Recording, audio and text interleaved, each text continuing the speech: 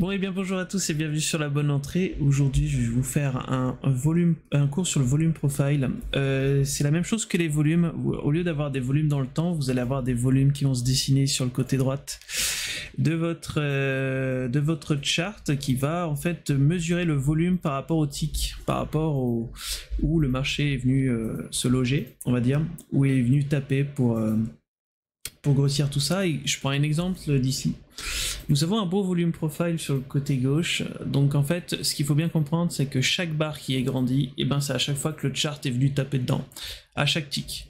Donc ce qu'il faut bien comprendre, c'est que sur Bybit, les contrats sont à 0,5 si je dis pas de bêtises, donc tous les ticks que vous voyez c'est à peu près 0,5, et ben à chaque fois que le marché va venir taper dedans, on va faire grandir la barre. Et c'est ça qui est intéressant, parce que ça va nous permettre de définir des zones où on a un volume important, où il y a le marché, il y a eu beaucoup d'échanges, donc il y a eu beaucoup d'acteurs qui se sont fait des échanges par-ci par-là, et c'est là où c'est intéressant. Et là on voit ici ce qu'on va appeler des trous de volume, c'est des zones où le marché n'a pas forcément apprécié être, et nous avons eu des très faibles échanges, donc potentiellement ici ça pourrait être un beau support ou une belle résistance aussi à ce niveau-là, parce que en fait le marché n'a pas apprécié être dans cette zone. Peut-être c'était un peu overprice ou sous-évalué. Mais ce qu'il faut bien comprendre, c'est que ce que recherche le marché quand vous tradez, c'est le volume. On cherche toujours du volume et des échanges. Donc moins il y a de volume et moins c'est intéressant pour tout le monde. Là où c'est le plus intéressant, c'est là où nous avons le plus de volume. Je vous ai fait une petite vidéo avec un truc sur TradingView pour voir en temps réel comment ça se dessine quand le marché vient taper un peu par-ci par-là, pour bien que vous compreniez comment ça fonctionne. Donc là, vous allez voir, on a la mèche rapide où il y a eu pas forcément beaucoup de volume qui est venu chercher, et après par la suite, ça va commencer à construire, le VPR va se construire. À un moment donné dans la vidéo, on va voir le VPVR se disparaître au-dessus. Ça ne disparaît pas réellement, il est toujours présent, c'est juste que là, en fait, je pense que sur cet indicateur, sur TradingView, il remonte un nombre de plots, un nombre de barres, et peut-être une cinquantaine, soixantaine de barres, et à partir de 60 barres, le truc se reset. Mais ça ne disparaît pas. Ce qu'il faut bien comprendre, c'est que les volumes sont toujours là, mais là c'est juste sur l'exemple. Donc là, hop, nous avons notre... vous voyez, le marché vient faire des ticks et le volume se crée petit à petit et gonfle. Et c'est ça qui fait en fait que vous avez des pics qui apparaissent sur le chart. Ben, c'est juste le fait que nous avons du volume qui se crée dans les ticks. Donc là je prends exemple, et ça grossit petit à petit. Et ce qui est intéressant à remarquer, c'est que ici vous voyez à ce niveau-là, c'est le haut de notre range, parce que vous voyez là, il y a eu très peu de volume et le marché n'aime pas du tout arriver là. On va appeler ça un unfair price, on va en parler juste après. Mais vous voyez que le marché, potentiellement là, avec votre VPVR, vous avez votre potentiel range qui se dessine. Entre là et là, c'est potentiellement le range que vous allez avoir et que vous allez pouvoir jouer. Si vous êtes scalper de range ou autre, mais ici cette zone, on commence à avoir une zone intéressante où le marché va graviter autour de son, on va dire de son POC. Là on va dire que c'est ici qu'il y a eu le plus de volume, dans cette zone là. Si, c'est par là que vous aurez le POC à ce niveau là. Donc là on continue, et vous voyez, tac, on va voir s'il va venir rechercher le haut. Je sais pas si j'ai coupé jusqu'au haut.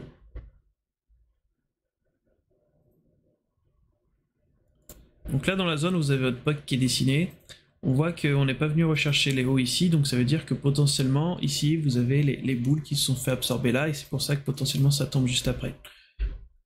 Mais ça c'était pour vraiment une vidéo pour vous montrer, on en parlera un peu plus tard, mais ça c'était pour vous montrer comment ça fonctionne. Donc vous voyez, à chaque fois que vous avez un tick, ça augmente la barre à droite, et qui fait que nous avons ce volume profile qui se décide petit à petit à droite. Vous voyez, quand ça disparaît là, normalement ça ne disparaît pas, hein. C'est juste que ça doit être, il doit avoir un certain historique, je pense que ça va être sur une trentaine de barres en arrière. Et vous voyez que là, nous avons notre beau range qui s'est dessiné petit à petit avec tous les volumes qui sont intéressants. Donc là, on va dire qu'on avait le bas ici à ce niveau-là, et notre haut, il était ici au niveau du range. Donc ça, pour dessiner les ranges, les VPVR sont exceptionnels, ils sont très bien, vous avez des ranges précis et très pro. et là par la suite bah, ça break parce que sûrement de l'absorption des boulots dessus. Donc ça c'était une petite vidéo intéressante pour savoir comment fonctionne le VPVR et comment les bougies se dessinent. Donc votre volume profile va se décomposer en... Moi je le décompose en 4, après vous pouvez le décomposer juste en 3 en prenant la VH, le POC et la VL. Moi je rajoute la Unfair Price parce que c'est les zones les plus intéressantes. Donc la VH, la zone la plus haute de votre VPVR, ça veut dire c'est là où vous avez... C'est là où le marché est venu chercher dans votre zone, c'est là où le marché est allé...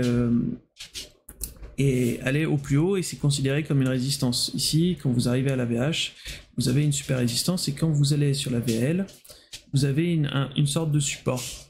Là, j'ai dessiné le Unfair Price juste en dessous et on voit que ici, dans cette mèche, on est venu chercher la zone et on est vite fait reparti parce que c'est une zone où potentiellement il n'y avait plus de vendeurs et que des acheteurs et donc on vient rechercher le haut.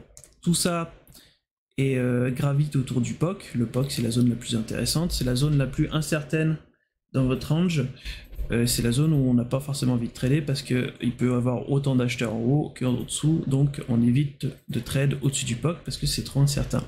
Vous, ce que vous allez chercher quand vous dessinez un VPVR, c'est que vous allez chercher les extrêmes, la VH, la VLO, mais vous évitez de trade en plein milieu du POC parce que c'est les zones les plus incertaines.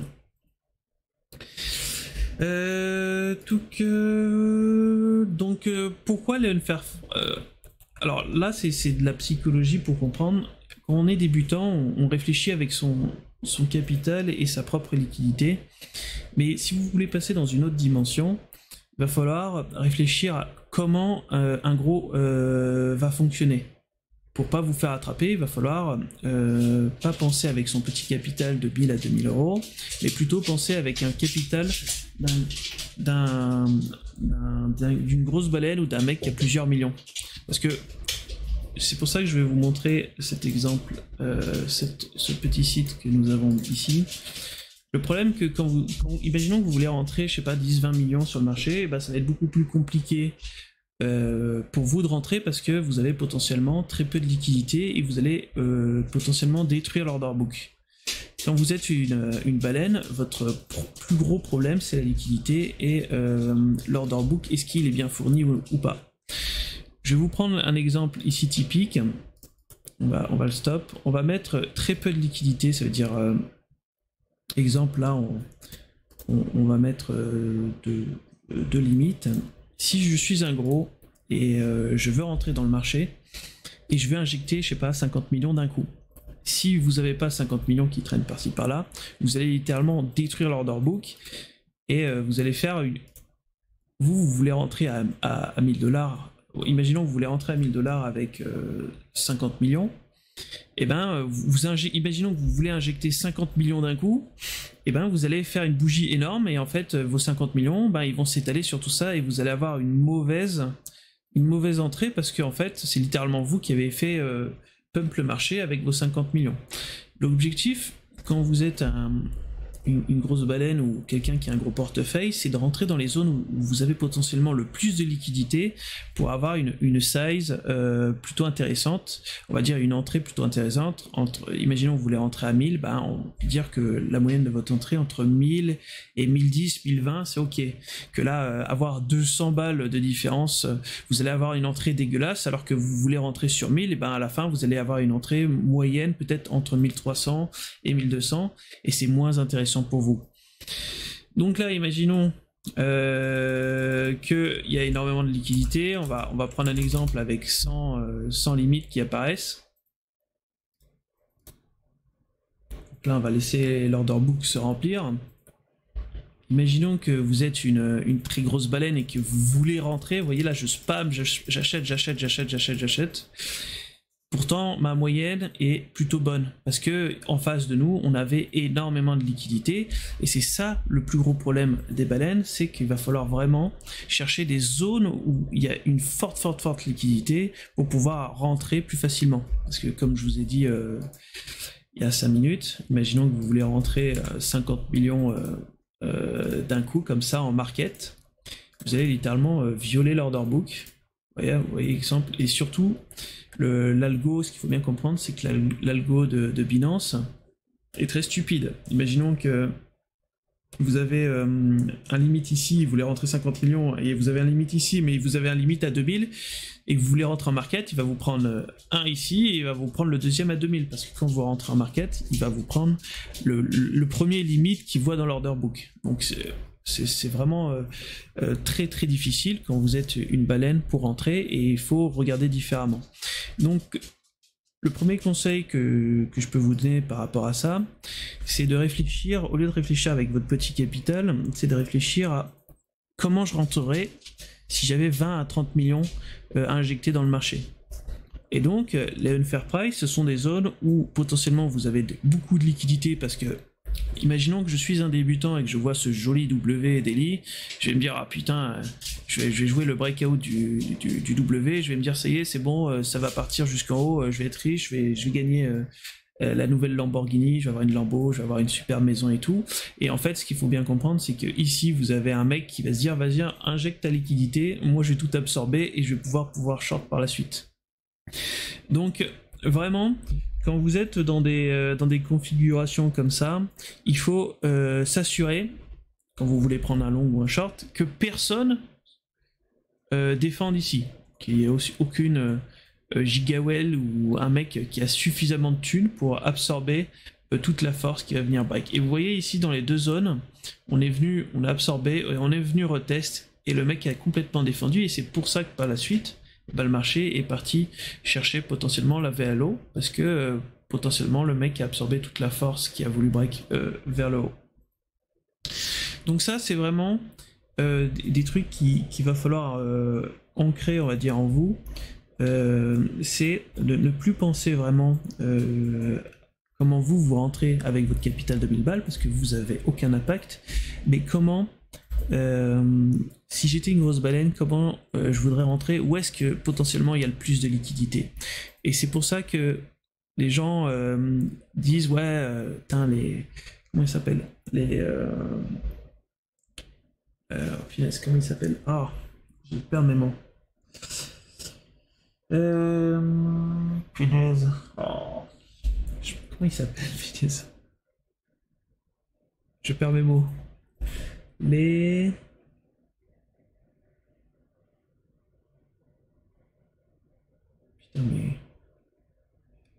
market makers, voilà. Oh là, j'ai perdu. Les market makers.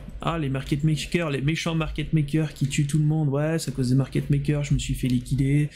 C'est pas de leur faute. C'est pas eux, ils sont juste là. Ils posent de la liquidité à des endroits intéressants pour eux, pour pouvoir rentrer sur le marché ou pour pouvoir apporter de la liquidité pour que les gros puissent rentrer. Ce qu'il faut bien comprendre, c'est que les market makers, vous êtes sur leur terrain, et si vous vous faites turbo baiser, c'est de votre faute, c'est pas de la faute des méchants market makers qui font pop de la liquidité et qui attirent le marché, qui font que vous vous fassiez baiser. C'est que peut-être potentiellement vous avez une mauvaise entrée, vous n'avez pas forcément pensé à tout ce qu'il y avait à l'intérieur. Je veux dire, je prends l'exemple de là, vous jouez le breakout.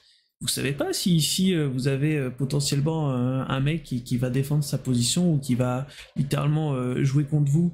Le problème, c'est que quand on est dans un marché comme ça, crypto ou autre, vous ne savez pas où sont positionnées les grosses baleines qui vont vous retourner votre trade. Vous pouvez avoir une super idée, avoir un super RSI en survente et tout ce qui va avec.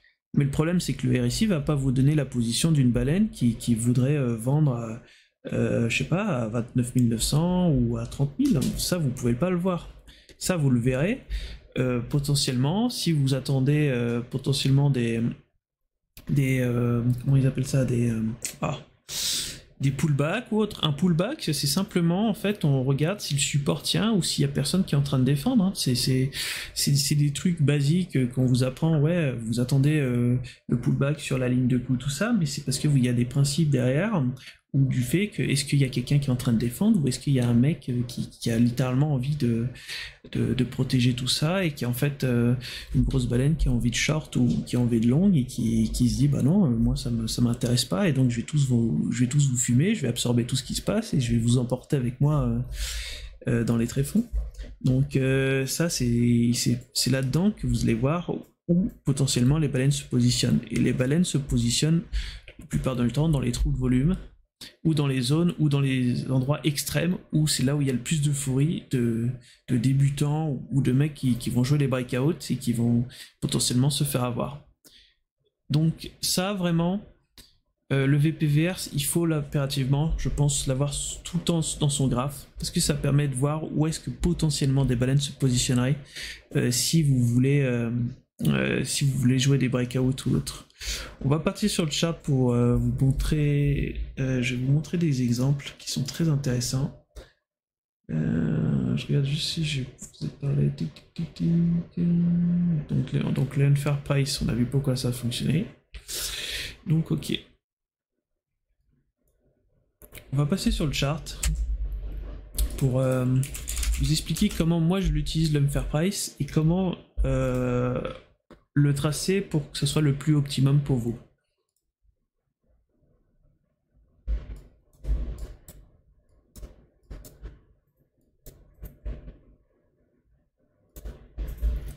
Donc moi les unfair price, comment j'aime les utiliser, c'est que déjà je vais en positionner deux en grosse time frame. Donc je vais en positionner un. Donc là le unfair price vous l'avez, pas le unfair price, le volume profile vous l'avez ici. C'est le profil de gamme à fixe, le volume à gamme fixe.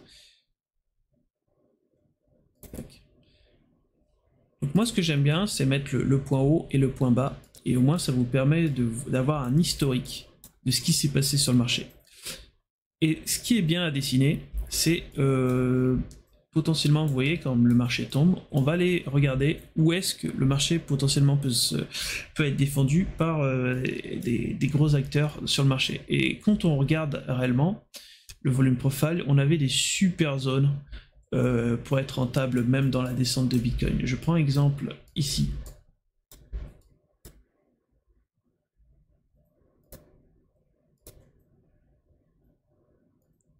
Ici, vous avez un trou de volume d'un extrême.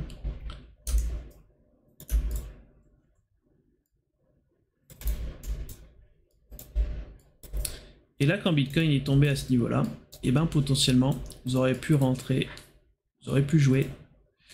Oups, là, un petit long.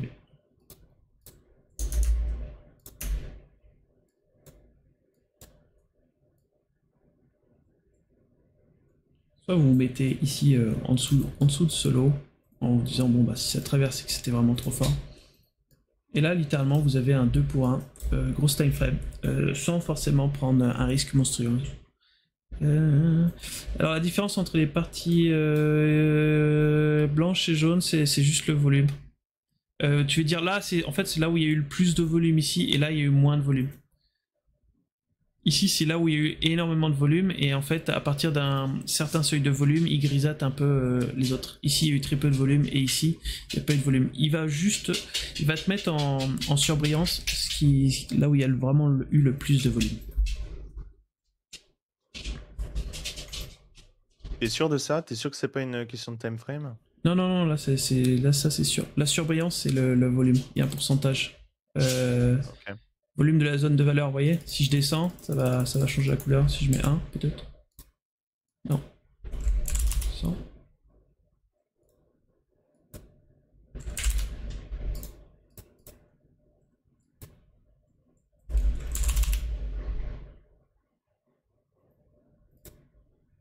Alors, on veut pas 90. Mais d'accord, non? Il est peut-être... Rien en compte là. C'est bizarre. Non mais il faut que tu mettes d'accord mec. Non, si je change, regarde, ça bouge. Ah oui? Ouais, ça bouge, attends. Si je mets 80, ça bouge. Lambeau Trading, un 2 pour 1 à condition que tu sortes sur le top que tu as indiqué, mais qui peut vraiment le faire? Bah, ton 2 pour 1, regarde, c'est simple, regarde. T'avais juste à tracer ici ton trou de volume et regarde, potentiellement ta zone. Tu pouvais te dire, allez, ici, je me mettais, tu faisais un 2 pour 1. Mais voilà, après sa question c'est qui peut vraiment le faire. En fait le truc c'est que là maintenant on explique les outils, tu vois. On explique les outils qui existent et comment tu peux utiliser l'analyse du chart et différents outils, donc aujourd'hui le volume profile, pour optimiser ton analyse du chart. Ça ne veut pas pour autant dire que s'il y a un trou, tu vas forcément prendre un trade. Ça, c'est autre chose. Et là, on parle d'une confluence de différents indicateurs, de différentes choses que tu fais dans ton analyse, tu vois. Là, on te présente juste un exemple où ça aurait pu marcher si tu avais utilisé cet aspect de l'analyse. Après, il te faut plusieurs confluences. Je prends exemple de là, tu vois, ici, tu avais un sommet ici à ce niveau-là, et quand tu regardes le chart, tu vois, tu aurais pris ton VPVR plus une structure solide daily. Non mais c'est bien que tu l'aies dit parce que c'est important, tu vois. Là maintenant on enseigne les outils qui te permettent d'analyser et de comprendre le chart et d'avoir plus d'arsenal en fait dans ta boîte à outils de trader. On fait pas des cours de comment prendre un trade à part entière juste avec le volume profile, non, ce serait stupide, ouais. Non, on n'explique pas les setups, on explique juste les outils, mais tu vois, là, je prends exemple de celui-là, tu peux utiliser un trou de volume plus une deuxième confluence. Exemple, tu as ton support ici, et tu vois que ça s'est arrêté pile poil sur le support ici à ce niveau-là, dans un unfair price. Le unfair price, on va dire, c'est des zones que tu définis pour potentiellement attraper un couteau. Mais quand tu vas attraper les couteaux, il te faut au minimum plusieurs confluences pour pouvoir tenter le couteau, tu vois. Tu peux pas juste utiliser le unfair price pour potentiellement prendre un trade. Il faut d'autres conditions, il te faut minimum 2 confluences. Mais je t'invite à regarder la vidéo de la semaine dernière, je crois que c'était il y a 2 semaines, on en parle des confluences, tout ça. Donc pour revenir là-dessus, donc en fait ce qui est intéressant, c'est que pour voir où est-ce que le marché, les gens en fait se disent ouais, ça va tomber et tout, mais attendez, ça peut arriver à 14K, 12K. Mais ce qu'il faut bien comprendre, c'est dans la montée ici, potentiellement vous avez des mecs qui ont soit hold, soit rajouté, soit pris des positions et qui ont bien recherché leur position, des mecs qui n'ont pas forcément coupé ici et qui vont potentiellement défendre. Il y a peut-être des grosses baleines qui sont en position depuis ici, qui n'ont pas pris profit. Bon, là, ça serait un peu du troll. Mais on sait jamais, peut-être il y a un mec qui s'est dit ouais, c'est le Bitcoin qui vient de rendre millionnaire et que potentiellement il est encore à 12 000 et il est dans sa position ici et il attend et il veut faire le million grâce à Bitcoin, et ça fait 2 ans qu'il hold sa position. Ça, on pourra pas le savoir. Ce qui est intéressant avec les volumes profile, c'est que ce sont des zones intéressantes de rejet. Si vous rajoutez potentiellement d'autres confluences. C'est sûr que c'est pas le truc magique. On ne sait pas si tous ces acteurs qui étaient là il y a 2 ans, ils seront toujours là aujourd'hui. Mais c'est toujours intéressant. Moi, ce que je fais quand vous avez un coin qui descend, c'est de dessiner tous les trous de volume que j'ai pour voir les réactions que vous avez à ce niveau-là. Vous voyez, ce qui est intéressant, c'est que ici vous avez un volume profile qui était intéressant, qu'on a dessiné ici un trou de volume, et vous voyez que le marché a plutôt bien réagi et a créé du volume ici à ce niveau-là. Si on trace, on étend le VPVR, ici il y a du volume qui a été créé alors que c'était un trou il y a quelques temps. Vous voyez, hop, on est venu rajouter du volume ici. On va remettre comme ça.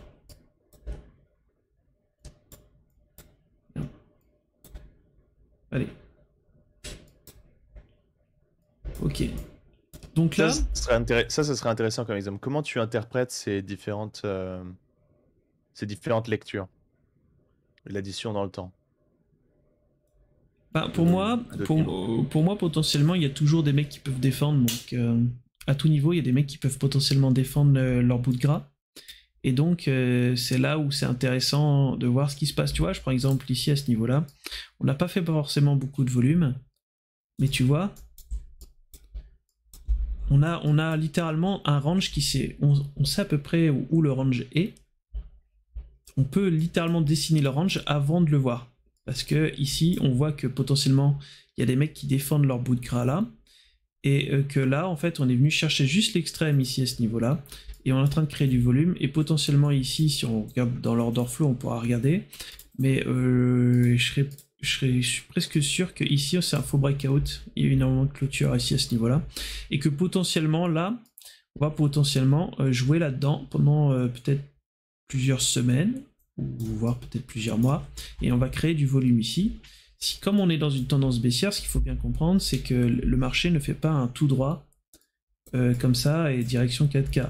Il faut accumuler de la force pour baiser tous ces gens qui sont potentiellement en train de défendre à ce niveau-là. Ici, tu as des gens qui défendent, tu as des mecs qui ont des gros portefeuilles qui vont acheter et qui sont en train de défendre leur zone. Ils sont en train d'essayer de pousser le plus le Bitcoin pour pas forcément être sous l'eau.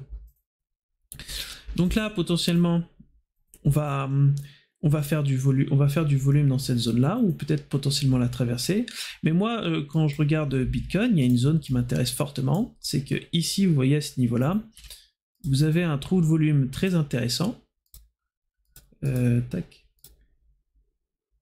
Ici, on a un petit trou de volume très intéressant, parce que vous avez littéralement une très grosse structure qui se trouve ici à ce niveau-là. Donc moi, potentiellement sur Bitcoin, et ben à partir de ce niveau-là, je vais peut-être potentiellement commencer à jouer le range. Ou à commencer à DCA petit à petit. De toute façon, moi, à partir de 14 000, je vais commencer à DCA. Si on vient chercher vraiment le plus bas, moi, ma target vraiment... Alors, hop, si on étire bien. Ma target ultime serait potentiellement le POC à 10K. Ou ici. Les 6005, ce serait... Là, littéralement, je commence à acheter... je réfléchis même pas. 6500, ça serait vraiment... c'est la zone où le marché n'a vraiment pas apprécié être avant le bull run. Qui a enclenché, on va dire, le bull run. Pas avant, mais le 13 mars, c'est ça qui a enclenché le bull run. C'est une zone qui n'a pas été... Donc là, si on retourne... Conseil en investissement, bien sûr, faites votre propre recherche. Hein, oui, bien sûr, oui.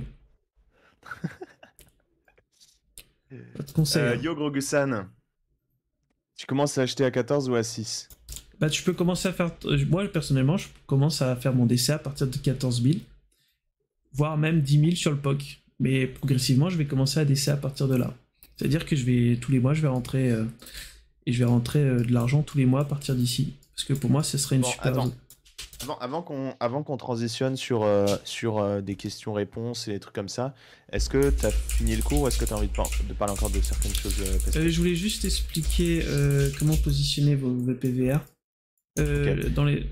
Et après, pour contexte, parce que je vois qu'il y a pas mal de gens qui viennent d'arriver.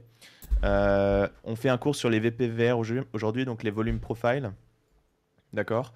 Donc on va juste finir le cours d'abord et ensuite on peut répondre à d'autres questions annexes et aléatoires plus tard. Mais on est en train de faire une vidéo YouTube, donc on veut finir le job avant. Donc peut-être pour ceux qui sont arrivés maintenant, tu peux faire un petit résumé de ce que c'est et tu reprends le truc.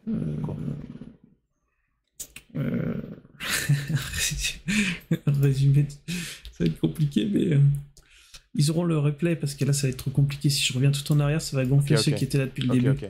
Donc là, ce qui est intéressant dans les volumes profile, c'est que vous allez mettre donc celui que je vous ai dit vers le haut.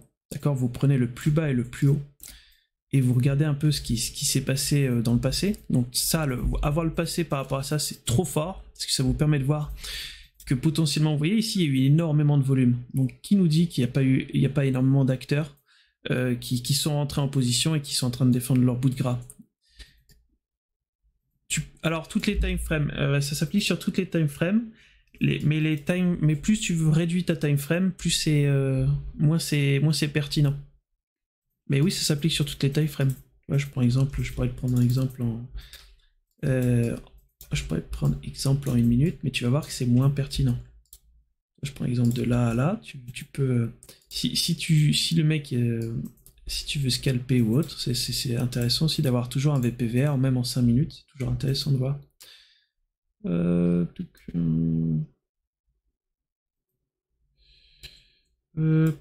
est pas beau celui-là.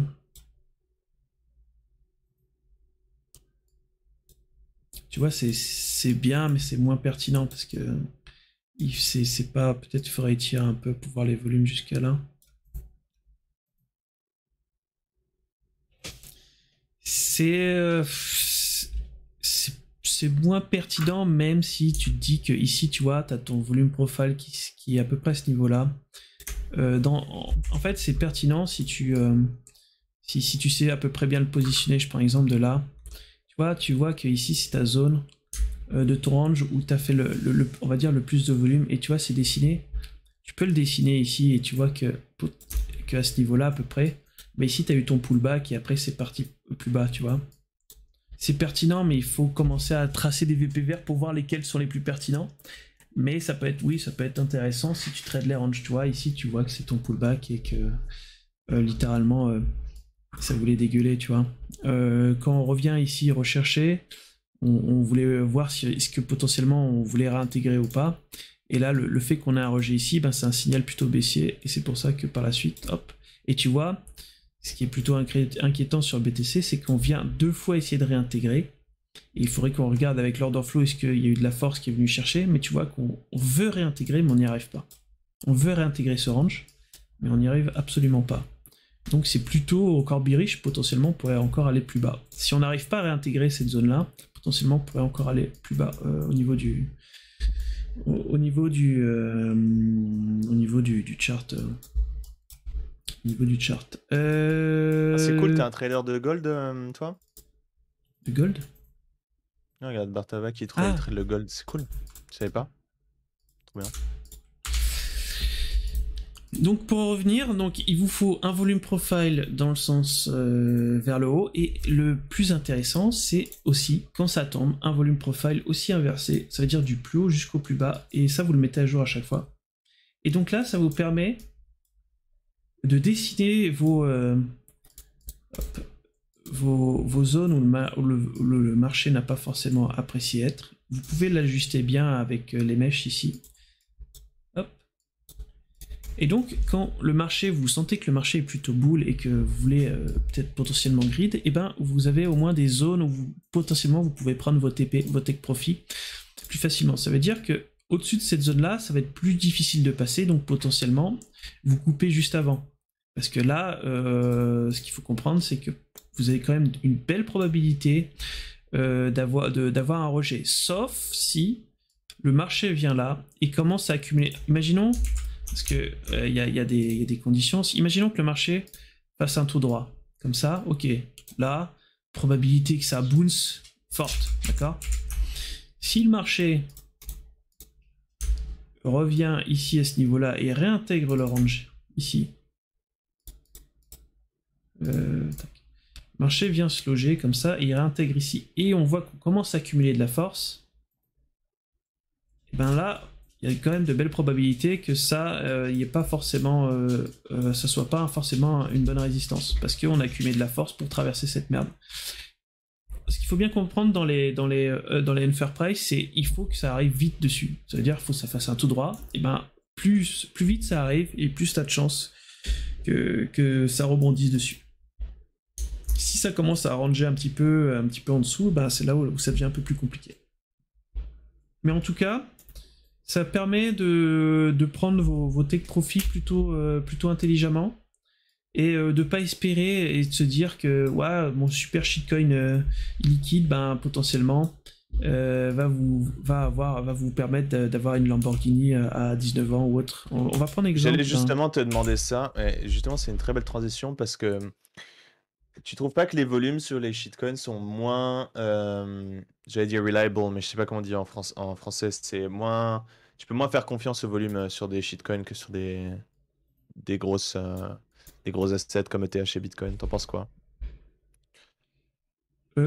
Si tu peux, parce que pour moi, vu que c'est des trucs très peu moins liquides que Bitcoin, ben t'as plus de chances d'avoir un seul gros acteur qui a envie de pousser le prix vers le bas que plusieurs. Sur Bitcoin, le problème de Bitcoin, c'est que t'as énormément d'acteurs qui ont des gros porte-monnaies. Si tu es sur un petit marché pas très liquide, avec potentiellement des mecs, juste un mec qui fait la loi sur le marché, si lui il a décidé de faire tomber cette merde, qu'on va revenir à sa position, le mec il va dire bon les gars, ça te dit qu'on fasse 3 analyses, un sur un altcoin top cap, genre top 10, un sur un altcoin mid market cap et un sur un low cap. Bah tu peux. Faisons-le maintenant, je pense que c'est bien. Lequel? Dis-moi lequel tu veux. Alors gros cap, faisons Solana. Comme mid cap, faisons Ah bah c'est parfait, plus Solana, je l'avais déjà prédécidé pour potentiellement. Solana, je l'ai dans le viseur. Ok, bah parce faisons que Solana d'abord. bah, il faut que le VPVR il me donne.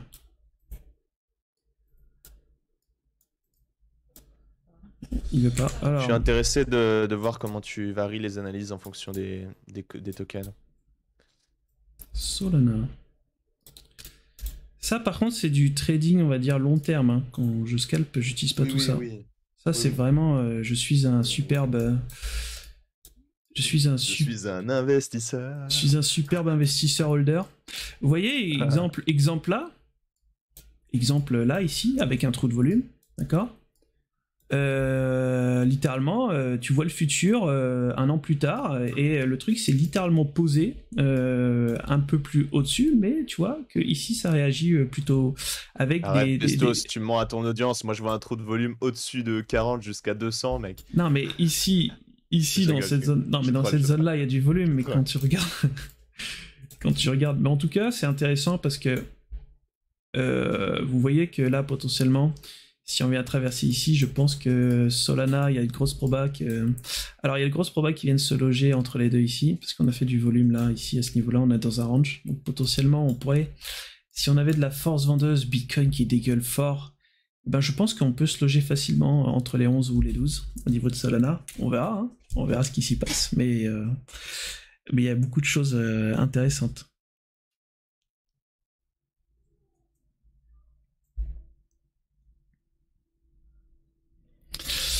En tout cas, c'est intéressant. Alors pour Solana, je prenais par exemple à ça. J'étais en train de perdre mes mots parce que j'étais en train de lire Grogusan. Je sais pas c'est quoi. T'as pas l'impression que T'as pas l'impression que c'est peut-être quelqu'un qu'on connaît, non? Non, c'est pas quelqu'un que je connais, c'est quelqu'un qui est de la communauté d'un certain monsieur qu'on ne dira pas le nom et qui est, je sais pas, il a envie de troll, je pense qu'il est comme... non, mais écoute, c'est... Je pensais que c'était un Jack Bis. Non, c'est pas un Jack Bis, c'est juste un troll. Parce qu'il a fait la vanne sur... c'est juste un troll qui pense que oui, Farming Sounding, c'est aussi réel que je me suis fait défoncer sur les SLP, mais bon. Pour en revenir là-dessus... Focus. Pour en revenir là-dessus, donc j'étais sur l'idée, donc là potentiellement Solana à 12 balles, c'est plutôt intéressant. Et là nous avons potentiellement, ce qu'il faut bien comprendre, c'est que là quand on regarde l'ancien truc, et ben en fait ici potentiellement on a réintégré la range. Donc il y a quand même de belles probabilités que vous venez potentiellement chercher, on vient de chercher le bas dans les jours qui suivent, ça dépend si Bitcoin décide de tomber, mais ici potentiellement on aurait une réaction plutôt intéressante. Donc à voir ce qui va se passer par la suite, mais si Bitcoin vient à tomber vraiment très fort, potentiellement moi personnellement du Solana à 10$, il y a moyen que je recharge par dessus. De toute façon c'est simple, je prendrais potentiellement du Solana à 10 balles et tu mets ton stop loss à 0 et tu perdras juste 2% de ton compte. Et si t'es un génie et que tu voles cette merde à vie, ben tes 2% potentiellement se transformeront en 150 ou autre et tu feras peut-être potentiellement 10 pour 1. Comment tu analyses, par exemple là, en l'occurrence avec Solana, on a quand même un range un peu plus large. Comment est-ce que tu analyses cette situation? Exemple, là tu vois dans le VPVR entre 30, attends, non, genre 28, 29 et 45, t'as quand même un VPVR qui est assez even, tu vois, un volume qui est assez bien distribué. Pour toi, c'est quoi ce que t'en tires? C'est le fait ici on a fait énormément de volume et en plus c'est plutôt bien homogène. Donc le fait que le marché vienne faire du volume ici, ben ça m'étonne pas parce qu'en fait quand tu regardes c'est plutôt bien homogène. Quand tu vois une zone où c'est pas forcément trop homogène, le marché va littéralement, là tu vois c'est large parce que ici on a eu quand même beaucoup d'acteurs, on est allé jusqu'en haut, mais si on allait dans une zone, on pourra regarder sur un autre graphe, mais où il y a moins d'homogénéité là-dessus, et ben potentiellement ça n'irait pas aussi haut, ça s'arrêterait peut-être un peu plus haut à ce niveau-là. Mais on pourra le voir, On pourra le voir sur un autre. Donc là, vous prenez plusieurs pour cette zone-là, vous prenez plusieurs confluences. Si vous voulez rentrer en plusieurs fois, vous prenez ici ou ici. Vous avez des super supports. Ici, vous avez un super support. Vous avez deux confluences, support plus trou de volume, plutôt intéressant. Et si vous voulez, vous pouvez faire une multi-entrée, ça veut dire que vous entrez une première fois ici et une deuxième fois ici. Et vous mettez votre stop loss à 0 et vous jouez 2% de votre compte. Et ça, c'est un play long terme. Si vous voulez un play long terme, vous jouez 2% là-dessus. Et potentiellement, il y a peut-être au prochain bull run, vous faites un 10 pour 1. 10 pour 1 sur une hold, sur votre holding. Si Solana c'est de la merde, ça ira à 0 et vous aurez perdu 2% de votre compte. Et si Solana c'est une dinguerie, vous ferez 10 pour 1 sur plusieurs années de holding, on va dire. Faisons la même chose sur un mid cap et sur un micro cap. Donc je pense que EGLD c'est un bon mid cap en vrai. On peut prendre. Si tu veux.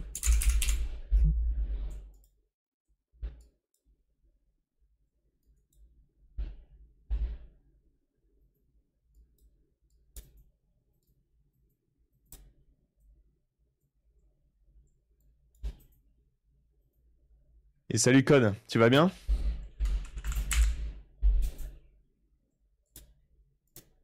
Et merci beaucoup pour toutes les nouvelles personnes qui sont là. N'hésitez pas à taper un petit bouton follow.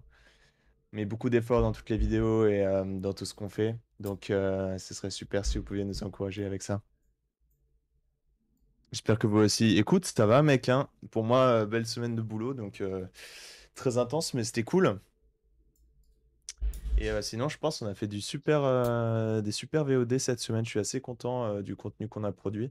Et même, je trouve que le format qu'on trouve pour les vidéos courtes commence à vraiment être bien. Je sais pas si tu les regardes, mais je trouve que c'est excellent ce qu'on fait là récemment. Je pensais déjà vous suivre. Oh là là! Il n'a pas cliqué! Il n'a pas cliqué! Incroyable. Je suis très content. Là, on est bien là. On est consistant. Puis un super bon moment. Ça super bien. Très content. On va tout démonter. Notre contenu est top. Et gratuit. Yep. Le contenu est gratuit. Tout ça pour dire. Donc, je prends exemple de. Je prends exemple de Eagle. Si je devais prendre un truc plutôt long terme là-dessus. On voit qu'ici on a eu quand même des beaux supports ici en daily, même faut voir peut-être potentiellement en weekly. Vous voyez ici weekly c'est ce qui était intéressant. Et donc potentiellement si vraiment je devais prendre un truc long terme, d'accord, parce que là comme je vous dis les VPVR comme ça que j'utilise en grosse time frame, c'est pour du long terme.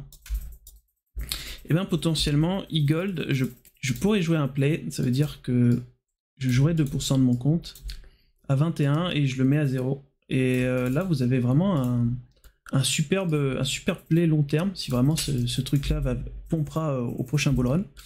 Vous avez un 10 pour 1. Imaginons, vous mettez 1000 balles, 2000 balles ou autre, et vous jouez même un play comme ça. On peut même essayer de jouer 5%. Vous jouez 5% du compte, un 10 pour 1, 5% du compte. Vous pouvez être juste faire ce play, vous êtes un super trader rentable à l'année, hein. Juste ce play, il est très bien. Après, si vous n'êtes pas aussi gourmand, vous allez potentiellement vous dire bon, quand même ici il y a de belles résistances. Et ben pourquoi pas s'arrêter juste avant ce niveau-là. Si c'est un truc long terme, faire un 5 points, c'est pas mal, c'est du 10%. Sur un truc long terme. Après, si vous voulez le hold Vita Aeternum parce que vous avez lu le white paper 20 fois et que ça vous plaît, vous le traînez jusqu'où vous voulez, mais à la limite, vous vendez, je sais pas, ici vous vendez 90% et 80% et vous laissez des miettes voler infinies et vous verrez ce que ça donne par la suite. Mais en tout cas, c'est. Toi, tu ferais quoi, toi, dans ce genre de scénario, tu ferais quoi? Tu ferais une entrée nivelée ou est-ce que tu entrerais d'un coup sur une telle position? Parce que en fait, moi je trouve ça intéressant parce que ta conception là, en tout cas la manière comment tu conçois l'entrée, c'est vraiment un peu comme un trade, tu vois, dans le sens où ici c'est un trade où ton stop loss c'est littéralement le truc qui va à 0 et tu perds ton bag, mais c'est une bonne entrée théorique, en tout cas sur le chart, etc.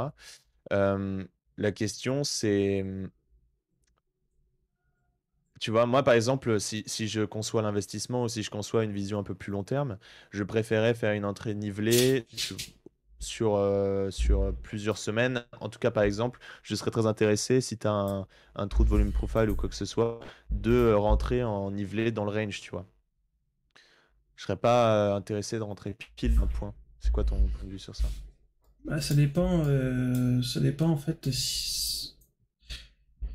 comment dire ça le problème, c'est que t'as de fortes chances que le truc il vienne taper et potentiellement il se barre par la suite et qu'en fait ta superbe entrée que t'avais, ben le truc il part sans toi. Après, tu peux toujours le rattraper en utilisant d'autres outils, mais le problème c'est que euh, est-ce que le fait d'attendre, tu vas pas rater ta superbe entrée potentielle? Parce que oui, tu pourrais attendre, voir le range, qu'est-ce qui se passe? Est-ce qu'on a ici, est-ce que potentiellement on a de l'absorption de boules et en fait potentiellement ce truc va aller plus bas et donc là t'as une Ouais. confirmation que c'est vraiment de la merde et que ce truc va aller plus bas. Mais est-ce que le truc fait un tout droit et un pullback et après il repart vers le haut? On sait pas en fait. Bon, C'est pas exactement ce dont je te parlais. En fait, moi, c'était plutôt en mode, tu vois, là, tu parles d'une token allocation, pardon. Tu parles d'un sizing pour ton trade de, je sais pas moi, tu disais 2%, 5%. Tes 2%, tu les mets en un coup ou tu les mets ah, progressivement? Parce que moi, par exemple, je les mettrais progressivement à 100%. Si c'est de l'investissement, si, je les nivellerais. ben, si vraiment tu sens le truc et que tu vois que les bières se font absorber, bah ouais, Ouais. potentiellement, en fait, à chaque fois qu'on vient ici, après, ça dépend du risque que tu veux jouer, c'est comme tout, hein. Si Sur tu un veux. fun event et tout, et ouais, tu Imaginons, fais un autre modèle de DC. Enfin, c'est pas un DCA, mais ouais. imaginons que tu veux jouer 10% de ton compte, bah c'est simple, Ouais. à chaque fois qu'on vient taper ici, tu prends 1%, et Mm. à chaque fois que ça vient taper, tu prends 1%, et tu surveilles. Est-ce qu'il y a de la force vendeuse Ouais. encore, ou est-ce que s'il y a encore de la force vendeuse et encore de la force de vente, bah potentiellement tu vas dire bon, c'est un peu trop risqué, donc on va diminuer le risque. Mais si tu sens que les bières se font absorber à chaque fois que les mecs viennent taper ici, bah potentiellement tu peux augmenter ton risque. Oui, il y a de belles Ouais. probabilités, ouais. Mais Ouais. Moi, par contre, il faut. je suis très intéressé de rechercher sur un modèle pour faire des DCA améliorés. Je pense que le modèle du DCA est un peu, il est bien pour des personnes qui sont inactives sur le marché, mais si tu es un peu plus actif et que tu as plus de connaissances, que ce soit des connaissances de trading ou des connaissances en tout cas par rapport au timing d'entrée, je trouve ça beaucoup plus intéressant de timer ton entrée par rapport à des market cycles ou à des positionnements, plutôt que juste de DCA bêtement. Euh, c'est pour ça que c'est intéressant, tu vois, tu vois le modèle où tu as des prix, où en dessous de ce prix, tu t'achètes forcément, et du coup, tu DCA dans une zone de prix qui t'intéresse, tu vois. C'est intéressant, et ensuite, si tu sors de la zone de prix, bah, t'as ta position, quoi, tu vois. Et si C'est une vraiment. approche différente et intéressante, En fait, je trouve, perso. le truc dans le trading, c'est que tu peux tout faire. Tu peux, à la limite, jouer 2% là.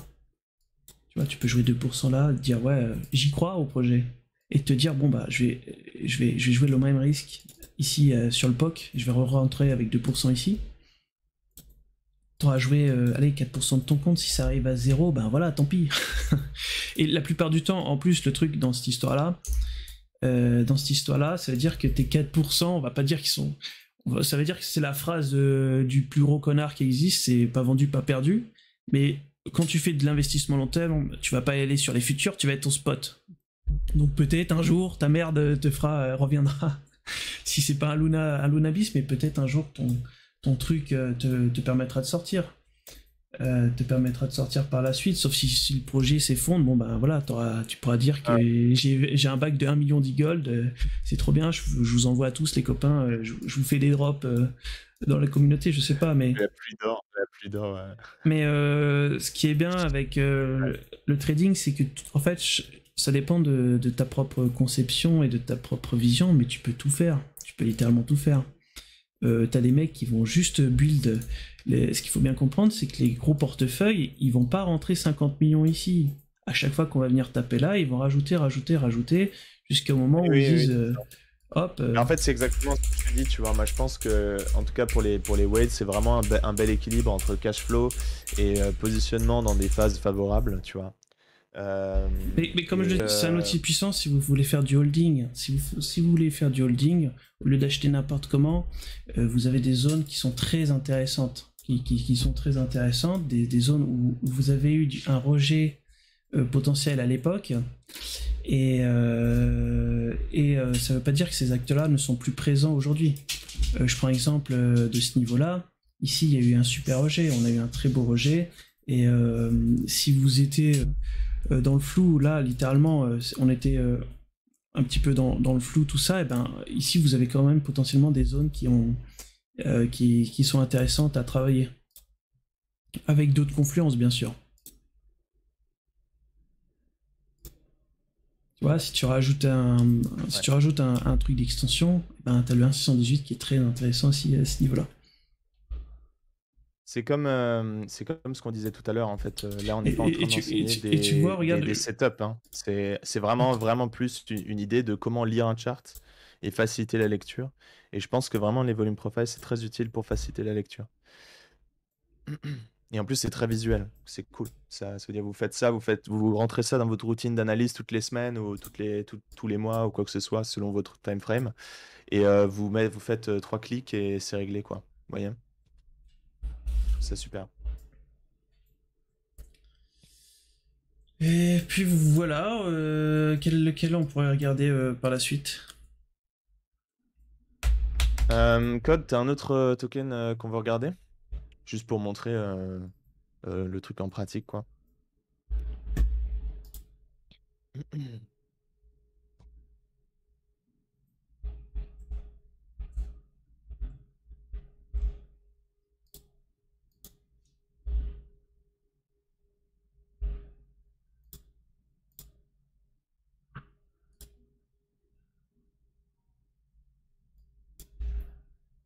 Ok, super. Mais oui, en fait, peut-être pour revenir sur ce qu'on disait tout à l'heure sur le DCA, en fait, moi je vais vous dire pourquoi je disais ce que j'avançais. Euh, et je pense que c'est un peu un problème de mindset. En fait, quand vous tradez beaucoup, au bout d'un moment, vous avez cette idée en règle de trader pur et dur, vous avez cette règle fondamentale de ne pas double down sur vos perdants ou double down, enfin, vous voyez, vous voulez pas ajouter à vos perdants, vous voulez couper vos perdants et ensuite chercher des meilleures entrées, etc. Euh, et vraiment optimiser pour les gagnants et ensuite vraiment essayer de hold les gagnants au maximum pour maximiser le profit. Et en fait, moi, je trouve que la stratégie de DCA, au bout d'un moment, si vous êtes vraiment habitué à trader, et surtout quand vous êtes dans un macro downtrend, ça fait très peu de sens. Parce que au final, si vous DCA dans un macro downtrend, c'est comme si vous étiez en train d'ajouter un perdant, en fait, essentiellement. Et pour moi, c'est ça le problème mental que j'ai avec DCA en tant que personne qui est plus éduquée sur le marché. Euh, c'est que personnellement, je commence à avoir un capital conséquent avec lequel je rentre sur le marché. Et donc mes entrées ont une valeur émotionnelle puisque c'est une plus grosse portion de mon capital. Et si je veux vraiment DCA pour m'exposer plus fortement sur le marché et avec un plus gros pourcentage, il faut vraiment, enfin pour moi, il me faut vraiment une confirmation d'un turnaround ou en tout cas d'un ralentissement de trend euh, vraiment significatif, quoi. Et c'est vrai que par exemple, le dernier plus gros trade que j'avais partagé où j'étais vraiment big sur BNB, ben, au final, j'ai ride tout le bear market rally et ça s'est très bien passé pour moi. Mais ensuite, par exemple, là, j'ai dû cut ma position et c'est vrai que ça me remet en question sur ma conception de la position pendant le bear market, tu vois. Dans le sens où j'avais vraiment une belle entrée. Je crois à BNB, j'ai dû rentrer vers 200 ou un peu au-dessus. J'étais vraiment bien. Et j'avais une grosse portion de mon capital en BNB euh, qui a outperform BTC. Donc c'était un super trade. Mais par contre, tu vois, le cut maintenant et ensuite trouver une position où rentrer, c'est vraiment un truc où il faut que je réfléchisse parce que techniquement, je suis en fiat. Et pour repasser en position, euh, tu vois, là, je réfléchis, est-ce que je fais une strat DCA, mais ça me paraît suboptimal, tu vois. pour ça que je parle de ça, en fait. Pas juste par rapport à mon sentiment par rapport au price action des dernières semaines et jours.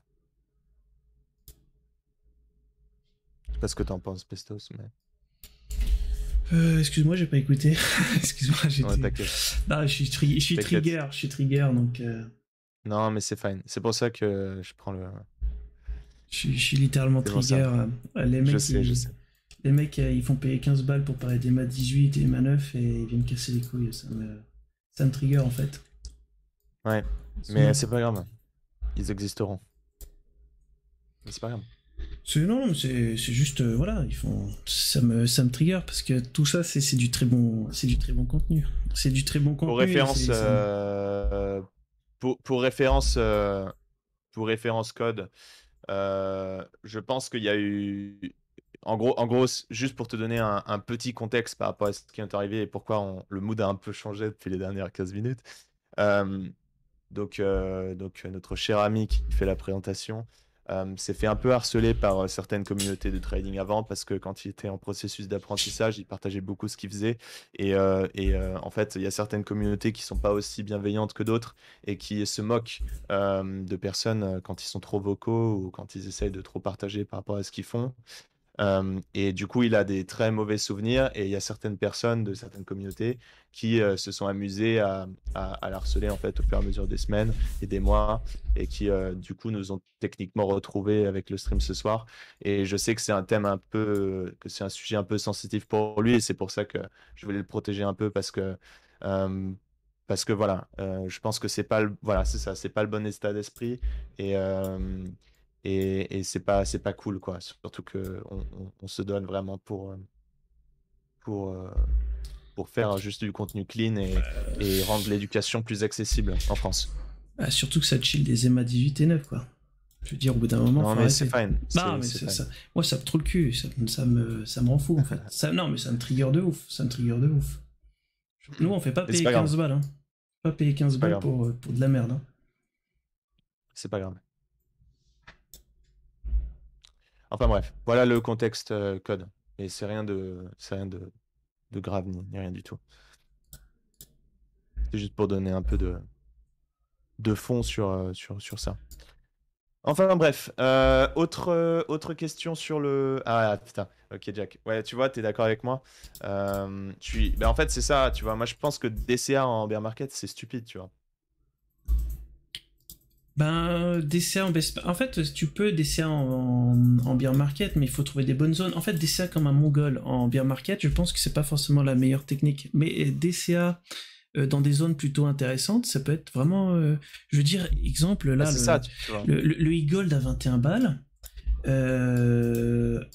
Ouais, c'est ça. pas déconnant. C'est pas déconnant. Si ce truc-là va à zéro, t'auras perdu 2% de ton compte. Non, mais moi, tu vois, moi, je pense que le DCA, c'est super fort parce que le DCA, ça te permet d'avoir une position quand la plupart des gens n'en ont pas, tu vois. Et moi, je Et, pense que si t'arrives à filtrer ton entrée et avoir un timing qui est correct, où du coup, bah là, théoriquement, on se positionne en bear market, donc on ne sait pas combien de temps va durer le bear market. Mais si vous êtes positionné en bear market, techniquement, en bull, vous aurez un x5 plus ou moins, bon, pas assuré, mais si les market conditions sont bonnes, vous êtes forcément bien placé et ça va bien se passer, quoi, vous voyez, à l'avenir. Et en fait, c'est ça le côté avantageux du DCA, c'est que vous réfléchissez pas trop et vous êtes positionné dans un marché à un bon timing. Mais par contre, si vous vendez une technique DCA à un timing qui n'est pas opportun, juste pour être exposé au marché, parce que vous voulez être exposé au marché, c'est littéralement gâcher votre capital. Alors que, en fait, utiliser 1000 balles pour investir dans un marché spéculatif, c'est pas forcément la meilleure utilisation de 1000 balles. Par exemple, parfois, vous aurez une meilleure utilisation de 1000 balles à embaucher quelqu'un à mi-temps pour une entreprise ou quoi que ce soit que vous bossez ou votre startup ou n'importe quoi. Et avec les 1000 balles que vous utilisez pour embaucher une personne, vous allez avoir plus de plus-value que ce que vous auriez avec un investissement DCA dans un bear trend. Donc je pense que ouais, c'est très variable en ouais fait. c'est vrai que ça dépend où est-ce que... Mais je pense que vraiment, un dessin intelligent, ça serait que tu regardes sans forcément dessiner, euh, sans forcément tout dessiner, tu vois. Juste tu prends un volume profile, et je pense que c'est pas forcément déconnant. Mais tu vas tracer du haut vers le bas comme ça, et tu vas rentrer là où il y a eu le plus de volume. Ça veut dire que tu vas commencer à DCA ici à partir de... Tu vois, là, normalement, à partir des 42 balles, je pense que c'est pas déconnant de commencer à DCA ici. C'est là où il y a eu le plus de volume. C'est là où ça a été le... On va dire le... Là où il y a le plus d'échanges. Donc potentiellement, c'est ici que on pourrait build... les mecs pourraient commencer à build des positions pour potentiellement repartir, tu vois. Je sais pas, est-ce qu'on a des trucs... je sais pas, attends, je peux prendre un exemple sur les SLP, parce que je crois que les SLP, il est tombé assez fort. Regarde, exemple ici, tu vois, on a potentiellement peut-être un exemple en daily ici. Voilà, regarde là, ici, tu vois. Si tu pars ici et que tu vas un peu plus haut, tu vois là où il y a eu le plus de volume, faire ton DCA ici, c'est pas déconnant, parce qu'après, regarde ce que tu te tapes derrière. Tu te tapes un truc assez monstrueux quand même, tu vois. Genre un mouvement qui va vers le haut et qui revient à la position, je pense que si tu veux jouer vraiment long terme, tu vois, là c'est du long terme, hein, c'est du weekly, là où il y a le plus de volume, tu peux commencer à faire ton DCA ici. Et de toute façon, c'était le 0 là. Donc ici, tu commences à rentrer ton capital ici. Tu mets sur le 0. Tu vois, tu rentres plusieurs fois ici, tu fais ton DCA là, et en fait, t'es le grand gagnant dans l'histoire. Hein. T'es véritablement le grand gagnant. Hein. Je sais pas ce que t'en penses, Scrum. Allô? Tout seul. Oh, pardon, j'étais mute. Ah. Exemple, je prends un exemple sur SLP, qui est un très bon exemple. T'as un truc qui est boule, tu vois. Ici, on a fait le plus de volume. Le fait qu'on revienne ici, c'est potentiellement une des zones qui sera le plus défendue. Commencer à faire ton petit DCA ici dans cette zone-là. Et après, par la suite, ça peut repartir. Hein. Si on prend exemple, on va essayer de voir des exemples sur... Tiens, on va regarder sur BTC. Le plus vieux, c'est quoi? C'est BTC...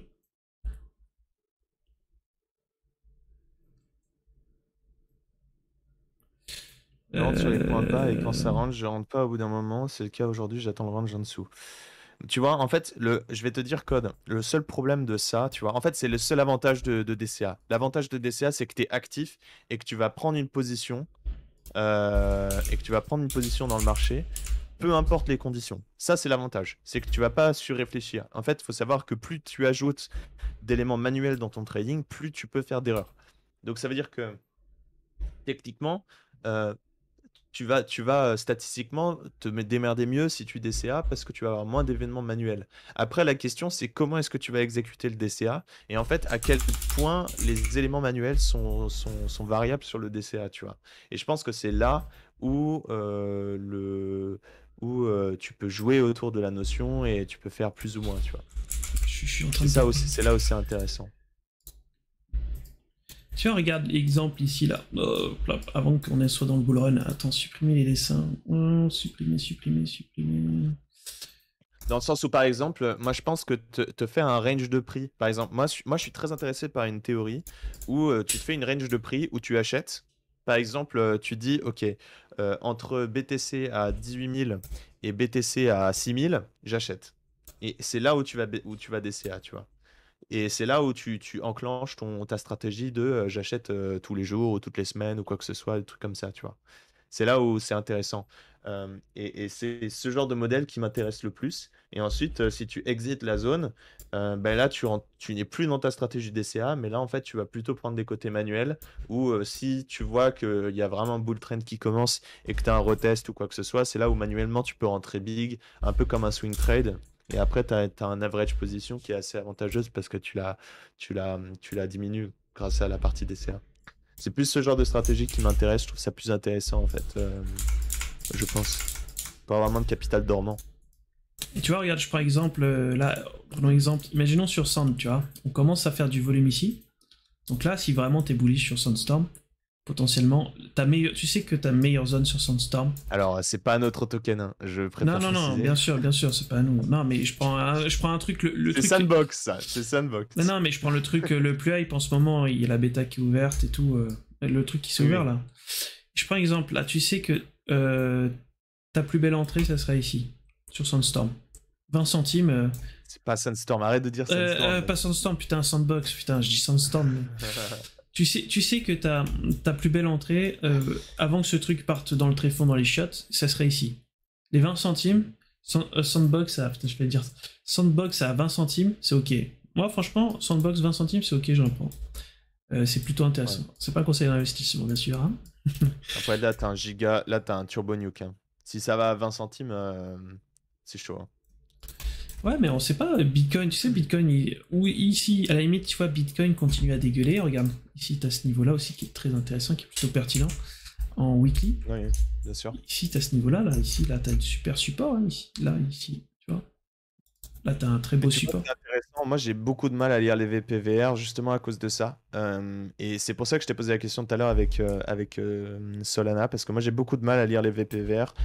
Similairement à ce que tu vois ici, entre 20 centimes et genre 80 centimes. Là, par contre, là, je ne prends pas le VPVR. Là, je prends pas le VPVR en compte, je prends vraiment la structure. Hein. Là, c'est la structure. Après le VPVR, en fait, ici, ce qu'il faut se dire... Le VPVR aussi lourd avec ça, moi, je trouve ça illisible. J'arrive pas à lire. Tu vois, je prends l'exemple de ici. Là, ici, littéralement, c'est ta meilleure entrée. Vraiment, sur Sandbox... 22 centimes, mais c'est... Je vais mettre une petite alerte, on sait jamais si ça vient mécher, mais 22 centimes, vraiment, tu peux pas avoir meilleure entrée, en fait. Si ce truc-là va en dessous de 22 centimes, allez, il va au POC, mais le POC, il est quoi, 6 centimes? Bon, la meilleure entrée, c'est le POC, allez, 6 centimes.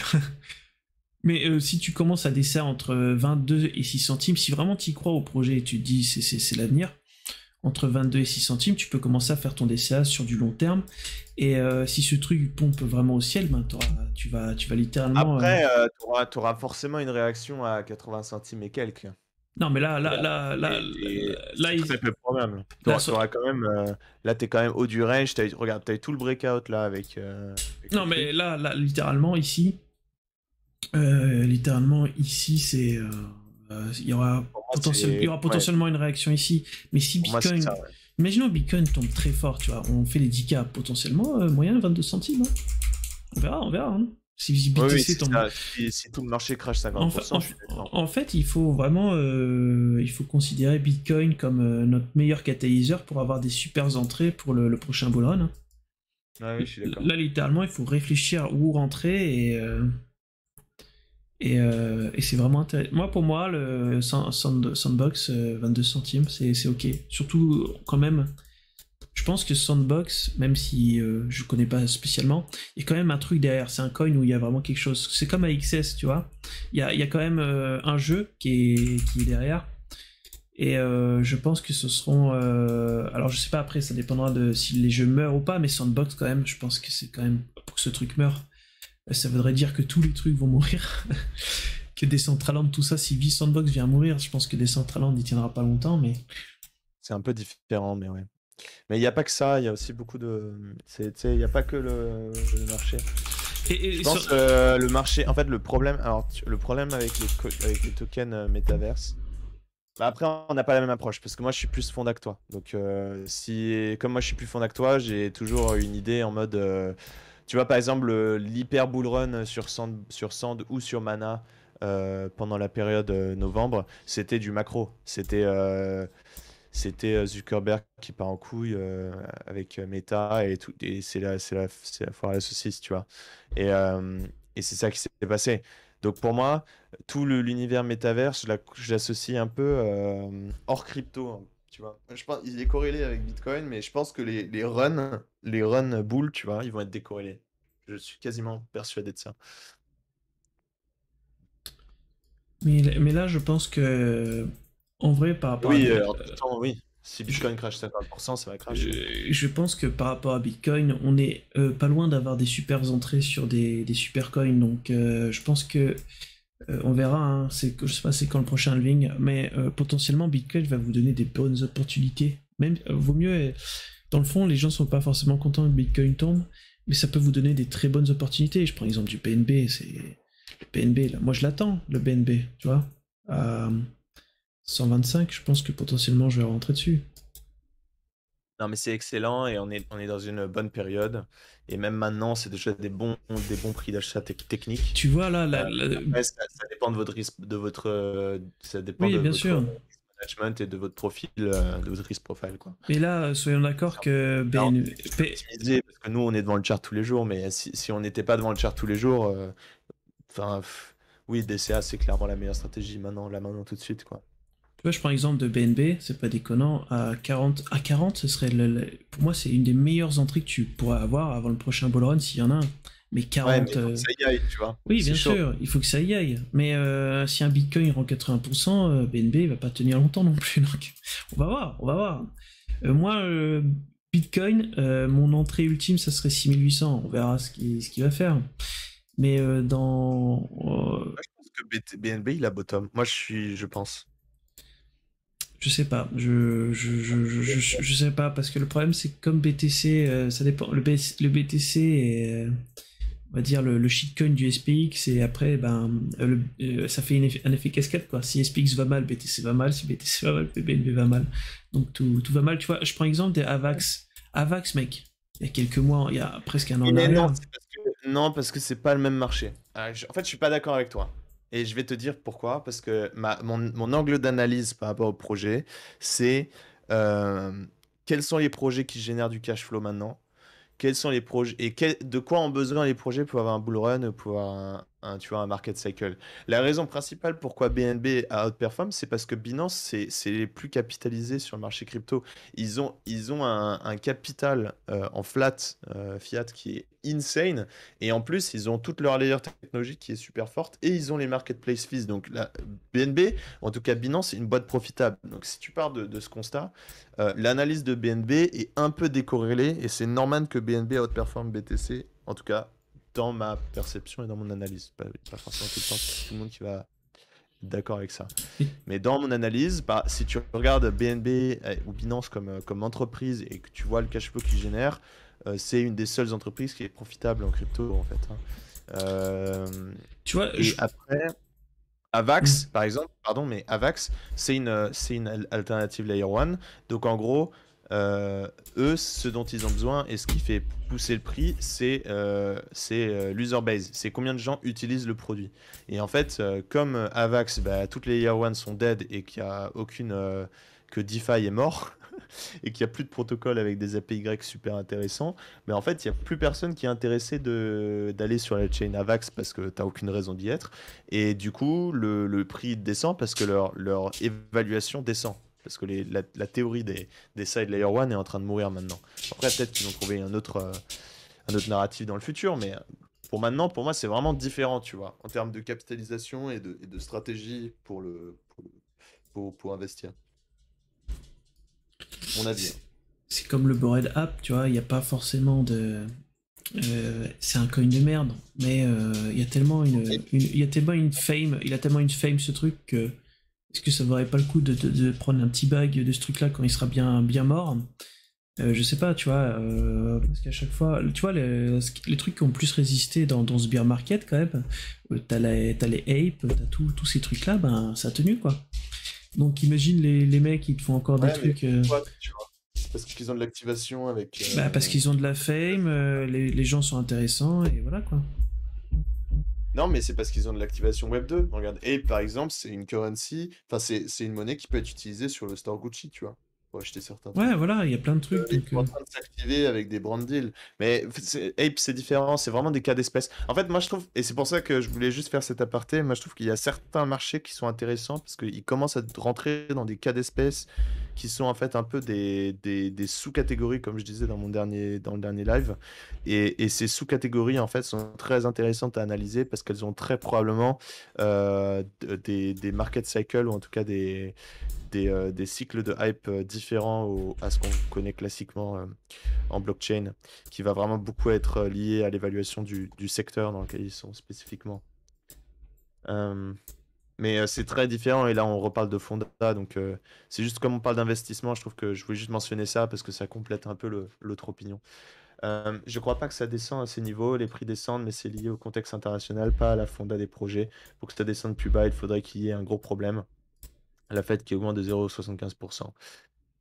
Oui et non. En fait, techniquement, si tu regardes l'évaluation des projets crypto, toujours maintenant, à la capitalisation de beaucoup de projets est beaucoup trop surévaluée si tu regardes la vraie user base. Donc, en fait, on est toujours dans un marché spéculatif. Et malgré le clear de 90%, tu as quand même beaucoup de capitalisation ou d'évaluation qui sont trop hautes. Donc, techniquement, ça peut descendre. Si l'évaluation est remise à niveau par rapport au réel use case et pas au potentiel futur. Et ça peut arriver.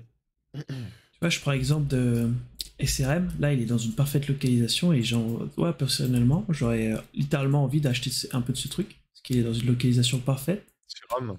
Ouais, Ah, Serum, c'est c'est. un- Mais là, actuellement, il est dans une configuration parfaite. Regarde, on est passé sous l'unfair price. On est passé sous l'unfair price. On est en train de potentiellement faire un petit peu de volume ici.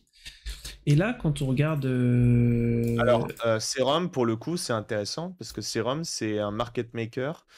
Enfin, ils veulent devenir. Enfin, c'est les market makers sur DEX. Ouais, mais tu vois, Donc, regarde, en fait, là, ils sont rattachés à FTX. tu vois, là, je suis un gros.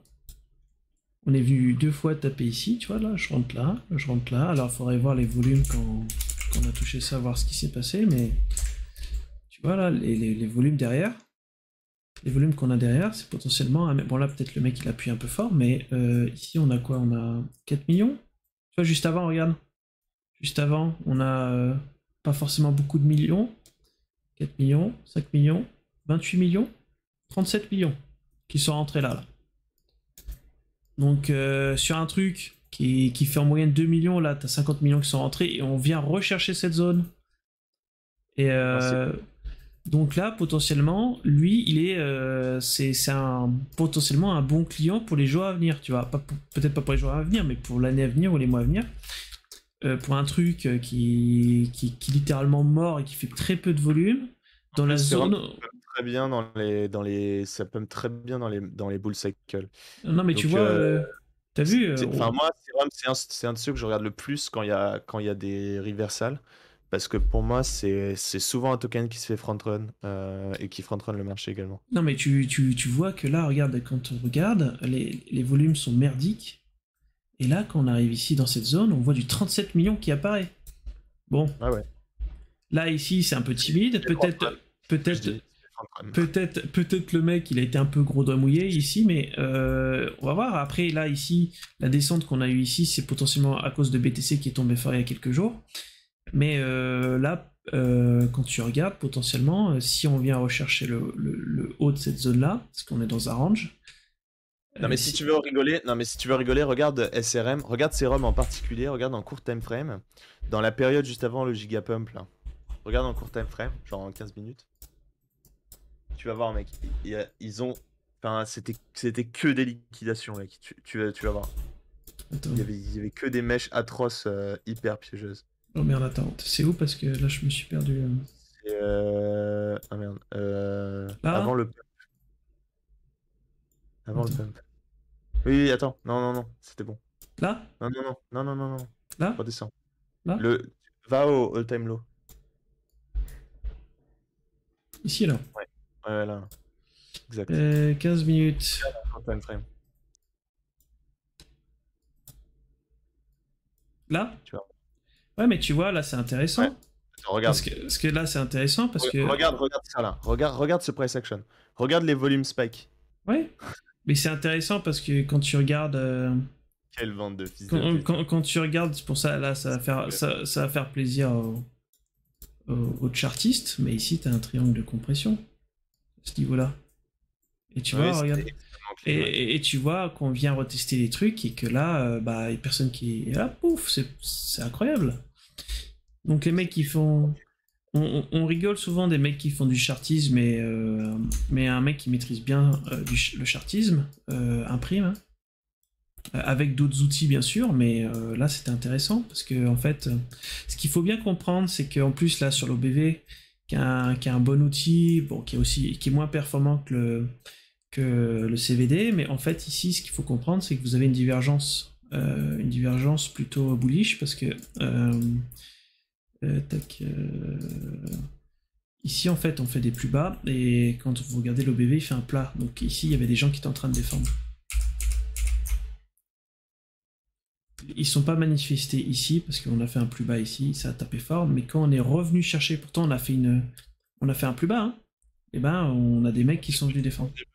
Quand j'ai vu les 3 giga candles là, en 15 minutes, les 3 là, parce qu'il y en avait 3 de suite, plus ou moins, dans 2 jours d'affilée, je l'ai mis sur ma liste à longue et j'ai longue le breakout, je crois, si je me rappelle Et bien. tu vois un mec plutôt patient et tout, regarde si tu prends l'OBV, l'OBV c'est un bon outil aussi pour voir, tu vois, tu fais un plus haut ici, mais regarde, on a une pression vendeuse, ici on a une divergence, pas besoin d'avoir des bons outils hein, pour être super rentable. Hein. Non, c'est hallucinant. Ouais. Tu C'est vois, hallucinant. là, tu fais un plus haut, mais pourtant t'as des mecs qui ont Ah appuyé très non, fort. j'avais short trop tôt SRM, j'avais short autour de 1, je me rappelle. Mais j'ai close. Ah, j'avais pris des pertes sur SRM. J'ai fait 4 break-even, je crois. J'ai perdu les fees. Si on regarde, et là, potentiellement, si on regarde en 15 minutes, le T'avais mec, raison, il, mais le mec, il va aller partir sur FTX acheter du SRM, tu sais. Mais quand tu regardes sur FTX, regarde. Ah, mais peut-être que on a une divergence. On a une divergence. Ici, on fait un plus bas, mais pourtant, on fait un plat ici. Donc, potentiellement, il y a des mecs ici qui sont rentrés. Et derrière, regarde, qu'est-ce qu'on a? Ah, salope, je vais aller acheter du SRM. Ceci n'est pas un conseil d'investissement, bien sûr. c'est parti. On 104. a, Oui. on a potentiellement la même configuration qu'on avait juste avant. Un beau triangle de compression ici qui est en train de se faire. Et potentiellement, bah, ce truc pourrait. Alors, soit il peut. Après, c'est pas forcément le meilleur pattern, ça peut partir vers le bas et remonter vers le haut, parce que ça, c'est plutôt un pattern bearish. Mais le fait qu'on ait une divergence à ce niveau-là, qu'on ait des acteurs qui ont encaissé tout ça, qui ont encaissé cette descente, alors je sais pas combien de volume il y a eu, mais ici, il y a potentiellement un gros monsieur qui a build une petite position là-dessus, parce que en vrai, quand tu regardes en grosse time frame SRM, on est presque à la meilleure localisation. Après, ce truc, il va à zéro. Donc, tu te mets, tu en achètes potentiellement C'est ça qui ici. va vraiment rien Et après, hein. Là, euh, ça va faire mal. Non, mais je pense que ça va wipe en vrai, hein. Je pense que ça va wipe et ça va comeback. À la méda FTX, ils vont bien rentrer dans la position et ils vont être giga bien. Et après, ça va pop. après, je sais pas si ça va wipe, mais en tout cas, ici, tu vois que. Tu vois, si on prend. Je sais pas si on peut prendre un. Attends. Le mec, il s'est rendu bullish sur SRM, quoi. Tu vois, quand on va rentrer dans cette zone. Regarde, mec. Avant qu'on vienne chercher titiller cette zone, tu vois le volume comme il est merdique, et là on a créé quand même du volume, donc il y a du commerce qui se fait. Et ce qu'il faut voir aussi, c'est que l'OBV il ne fait que monter alors on tombe, alors qu'on tombe. Hein. Non, moi je pense que vraiment potentiellement, Non, mais c'est intéressant, mais on verra. quand je vais cut le live, je pense que voilà. Bon, on va jouer 2% et je vais jouer 2% Fais gaffe, et hein, voilà. fais gaffe parce que là, si ça breakdown, c'est dangereux. Fais gaffe. Moi, j'y touche pas. SRM. Ah, si ça breakdown, C'est vraiment un token, je buy quand il y a un market uptrend macro et que je sais que SRM, ça outperform. Ça front run le marché, donc moi j'aime bien acheter des breakouts de SRM parce que c'est assez clair. Non, Et mais après, souvent- SRM, je vais pas en acheter. Je veux dire, je vais attendre, on va regarder. Mais si je vois que ça commence à la limite, tu veux une vraie confirmation pour en acheter, tu attends que ce truc-là fasse ça, et potentiellement tu rentres ici. Ça dépend de ta Là, stratégie. ici, on vient retester les lots. C'est sûr que si t'achètes là comme ça et que ça truc s'y tombe, bah potentiellement c'est peut-être direction les shots, tu vois. Donc, Ah bah tiens, Code, toi qui aimes bien que les L1, tu vas être très content parce que dans 2 semaines, on va faire une séance fondamentale. Je pense que le titre de la séance, c'est la bataille des Layer 1. Donc tu vas vraiment kiffer cette émission, je pense. On va parler justement de toutes les différentes Layer 1, des problèmes fondamentaux autour des tokens et tout. Et tu vois, le trilemma, ce que certains sacrifient, ce que certains ne sacrifient pas. Et après, les nouvelles solutions technologiques. On est en train de bosser dessus. Tu vas être content. je pense qu'on a tout dit. Hein. Je pense que Ouais. Je pense que On c'est a fait bon une pour belle, ce soir. on a fait un beau side track. Bon, désolé pour la phase, on était un peu énervé, mais c'est nécessaire. Et sinon, ouais, tu veux peut-être faire une petite conclusion, et après je fais une conclusion où je chill tout ce qu'on fait. Je fais une conclusion sur le VPVR. Bah, une conclusion sur le VPVR, c'est que vous avez un super outil formidable pour voir les échanges qui ont été faits dans le passé et bon, j'allais dire dans le futur, mais non, c'est faux. Mais vous avez un outil formidable qui vous permet de savoir où étaient positionnés les ranges à l'époque, dans le passé. Et donc, potentiellement, vous pouvez trouver des baleines qui protègent leur position, parce qu'il y a des gens qui sont rentrés là et qui potentiellement sont comme vous et qui pensent que BTC arrivera peut-être à 100 000.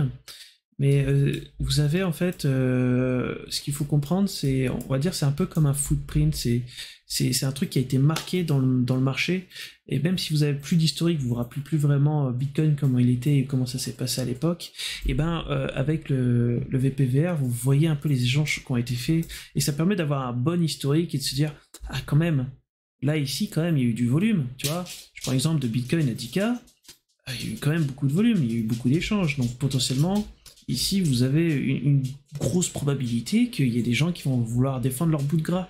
Donc c'est intéressant, à travers le VPVR, de voir ce qui s'est passé, et si vous avez oublié un peu tout ça, eh ben, ça vous remet dans le bain et de vous dire, ah quand même, Bitcoin ne va pas tomber à zéro tout de suite, il y a ça, ça, ça, ça, ça, et ben vous pouvez potentiellement prendre les rebonds sur des zones qui sont défendues par des gens plus gros que vous et des gens plus forts que vous. Donc, ce sera la conclusion pour les VPVR, c'est que ça permet de vous remettre dans le contexte de quelque chose qui est passé et qui peut être présent actuellement. Do it! Just do it! Don't let your dreams be dreams. Yesterday, you said tomorrow. So just do it! Make your dreams come true! Just do it!